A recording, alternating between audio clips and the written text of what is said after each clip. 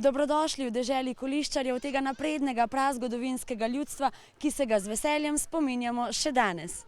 Naselbina, ki je živela na Barju in se prehranjevala z okoliščinami. So imeli hiše na kolih na vodi. Rože so izdelovali, sekire.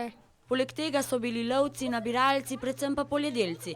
Lovili so ribe, nabirali zelišča in namesto današnje pokovke glodali vodne oreščke. V času koliščarjev pa je bila to zelo priljubljena rastlina.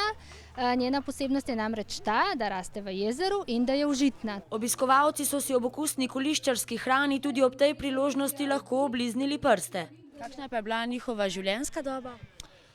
Ja, v primerjavi z današnjo razmeroma kratka, čeprav takrat je tudi kdo star umrl, tudi v današnjem pomenu besede. 30 let je bila za njih lepa starost. Sodobna mladina pa se je danes preizkusila v izdelovanju orožja, peki kruha, jahanju in streljanju z lokom. Če bi si mogla sama ujeti hrano, bi se kaj najedla? Ne.